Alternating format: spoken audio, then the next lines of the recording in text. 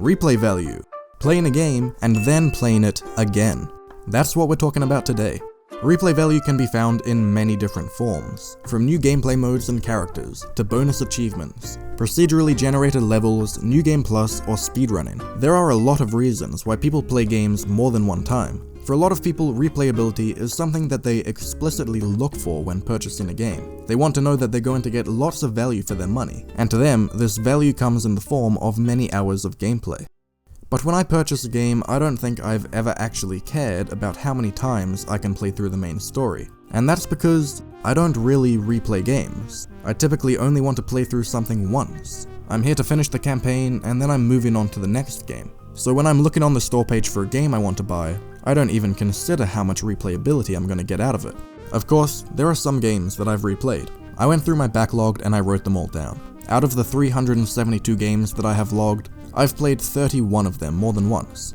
Now, 31 games sounds like quite a bit, so I'll put it like this. That means 92% of the games that I play, I only play through once. But I'm seemingly different from a lot of people, and it was only after making this channel that I realized how many people want replay value in their games.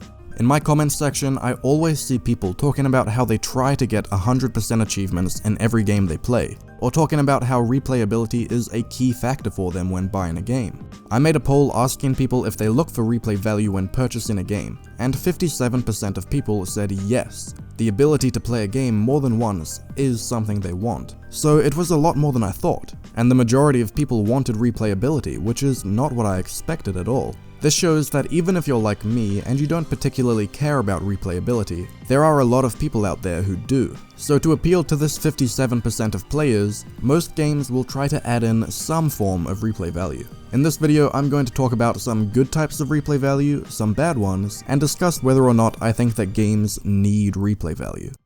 One of the most common and popular methods of adding replay value to a game is to add New Game Plus, wherein after beating the game once, you can start again from the beginning but keep all of your equipment, levels, skills, etc. You'll lose some key story items that you'll have to retrieve again, and the enemies will get more difficult to beat. New Game Plus is a way to replay the entire game while keeping things a bit more fresh. Having your skills and knowledge from just finishing the game means you can kinda zoom through it faster than you originally did. And at the start, you can feel super powerful from having all of your endgame gear still equipped. It's a really good way to make the experience of replaying a game feel same but different. What makes a New Game Plus especially good is if it adds bonus content that's not available in the first playthrough. Chrono Trigger's New Game Plus was made so that players could experience all the different endings, and there are even exclusive endings that can only be seen on subsequent playthroughs. Fun fact, the term New Game Plus comes from Chrono Trigger. It was the first game to use those specific words, but it wasn't the first game to have a New Game Plus as we know it. Zelda 2: Adventure of Link has a second quest, where you start again but keep all of your stats and magic spells. For those who want it, a New Game Plus that is implemented well can add basically an entire game's worth of content. If these people already wanted to replay the game, New Game Plus will make their second playthrough more unique. And for those who weren't planning on replaying the game, they might change their mind if they're enticed by the extra content. Some people want to squeeze every last drop out of a game, and that's where achievement hunting comes in. Getting 100% of achievements, or getting the platinum trophy, whatever you want to call it. Achievements are a really fun way to get people to come back to your game. I think they're great because they allow people to play again, but not without purpose. They provide a new goal to strive for. Instead of just playing again and doing all the same things that you did in your first playthrough, you can play again with the objective of obtaining one or multiple specific achievements. Your aim the first time was to just reach the end of the game, but now you have a new goal and you can explore everything the game has to offer. With your knowledge from completing the game once, you can try to complete these harder challenges like beat the game without using any healing items, beat the game in under 3 hours, cook and eat every item in the game. If the game was fun enough the first time, people won't want to stop playing and will be desperate for every lick of content they can get.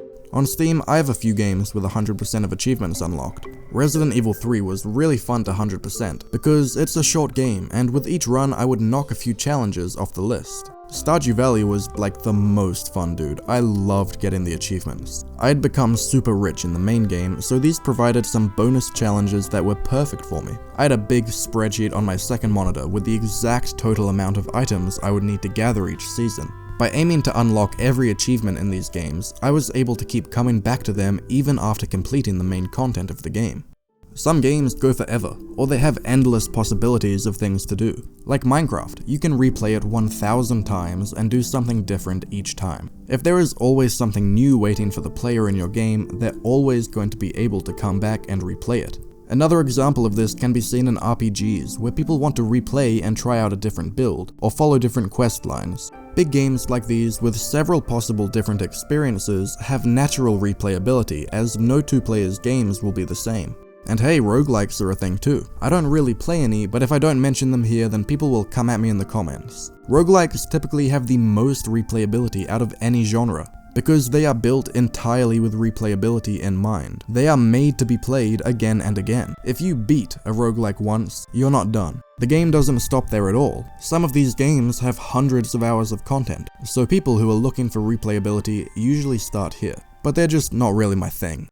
Adding new modes or challenges is a fun way to allow players to play the same game again, but under different conditions. New characters with different abilities that change the gameplay can spice things up on those second and third playthroughs. For example, in Lunistice, after beating the game, you unlock some new creatures that can run really fast, jump really high, die in one hit, etc. Sonic Mania has its time trials and encore mode. You can revisit all the same areas, but with a different goal, going even faster than last time. Resident Evil has its Mercenaries mode, which is like a score-based arcade shooter with the weapons and enemies from the main game. In Zelda 1, after completing the game, you can start the second quest. All of the heart containers and items have changed location, and the layout of the dungeons are completely different, with harder enemies and more secrets. These are all good examples of built-in bonus gameplay modes. But sometimes people find their own ways to add challenges to already existing games. For example, some people like to do things really fast. Speedrunning is an interesting way to add replay value to a game. There are a couple of games that I've speedran, like Getting Over It and Captain Spirit, so I ended up replaying those games many times. If developers implement speedrunning features into their game, like an in-game timer, this is a really good way to naturally add replay value by inviting more people to speedrun it. So these have all been good types of replayability. For those who want it, these features allow them to come back to the game and play it in a different way. They all add new content to the game without detracting from the original experience. But there are some cases where replay value is not needed and instead forcibly inserted into a game to make it look bigger and attempt to trap the player for dozens of hours. I feel like certain games look at all the previous methods and say, "Oh, everybody else is adding replayability into their games, we need to do it too," without thinking about the quality of the product they're creating or if their game will actually benefit from it. In recent years, many AAA games have been stretching out their gameplay in lame ways, like adding a million collectibles, relics, audio logs, documents, random shit that doesn't even reward the player for collecting them. A lot of the time, these items only exist to get ticked off a list, not even to upgrade the player's skills or abilities. To the devs, 1,000 cluttered waypoints on a map is hundreds of hours of content, and exploration perfected. But to most people, it's just a waste of time. The same can be said about low-effort side quests, which aren't providing high-quality gameplay, nor are they offering a deeper insight into the story and world of the game. When they say, "Go pick up this file that I left in a base overrun by bad guys," that's not the game offering you some deep extra content out of the kindness of their heart. It's the game offering to waste your time in the name of faux replayability, just so they can look like they have lots of content and hours of enjoyment for you, the player. I don't think that all side quests are bad, but when they are clearly just filler slop, it's boring. Stretched out gameplay of any kind is just really pathetic. I mean, look at Dying Light 2's advertising. They said, "Hey, it'll take you 500 hours to fully complete our game." And the general response everybody had was, "What the fuck?"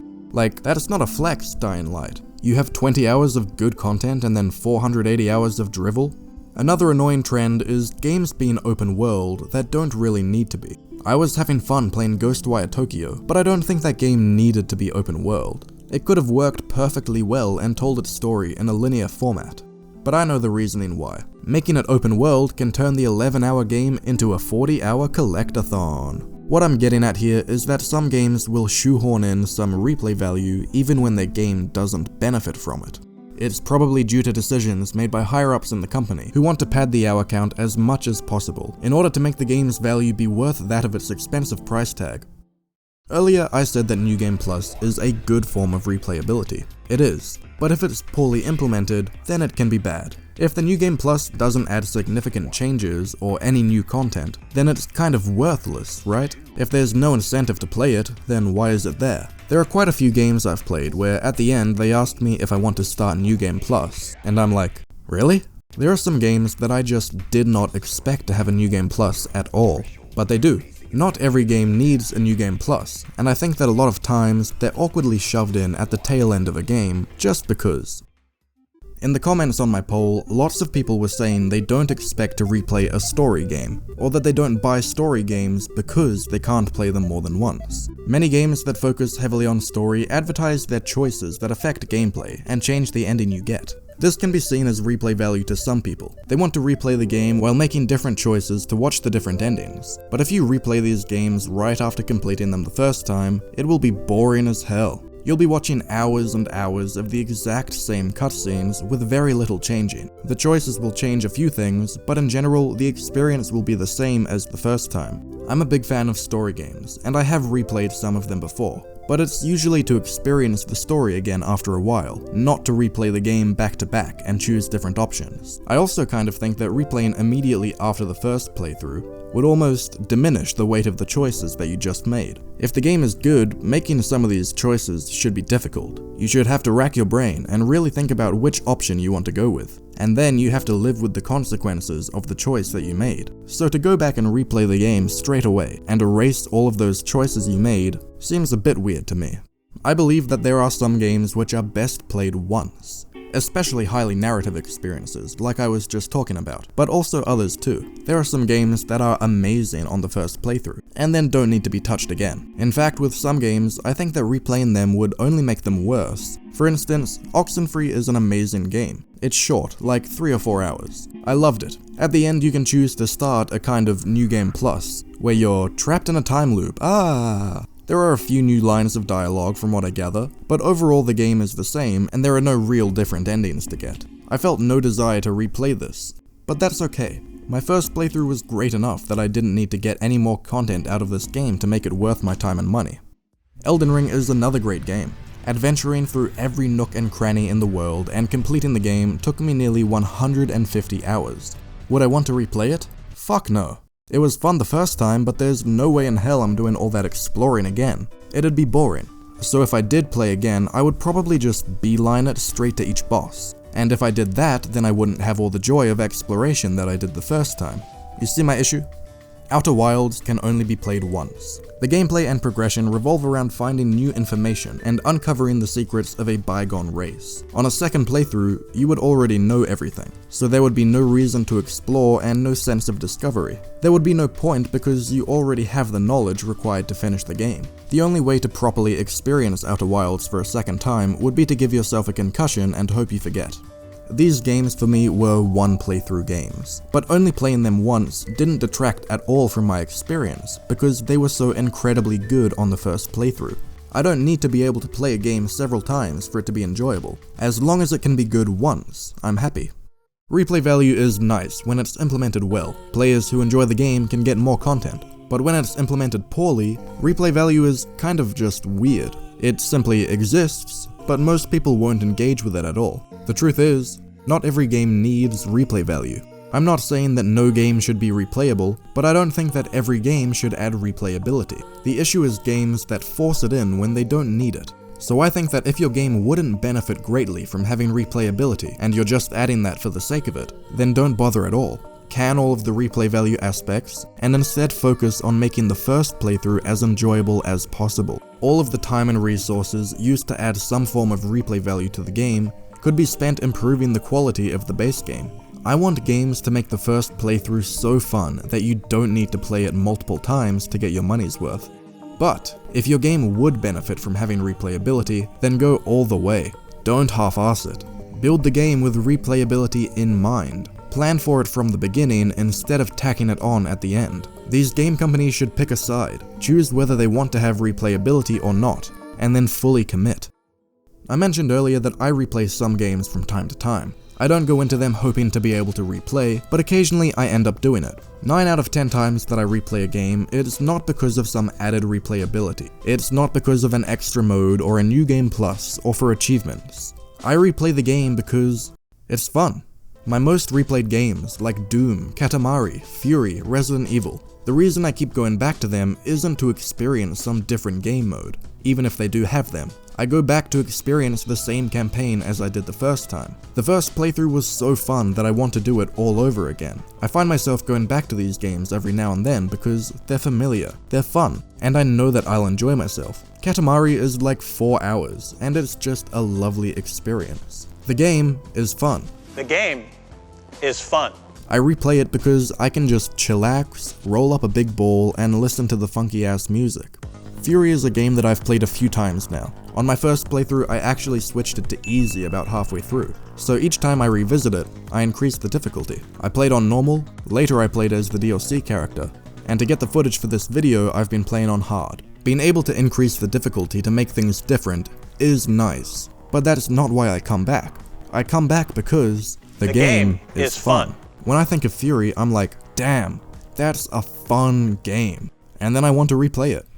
Doom and Doom Eternal are both games that I finished and then immediately started a new playthrough of. Doom 2016 I played 5 times in a row, and then Doom Eternal I've played 4 times now, along with the DLC and the master levels on Nightmare. Doom doesn't have a new game plus, but the main game is filled with some of the fastest, funnest shooting action I've ever had, so I replay to feel that again. So I think that the most important factor for replay value is fun.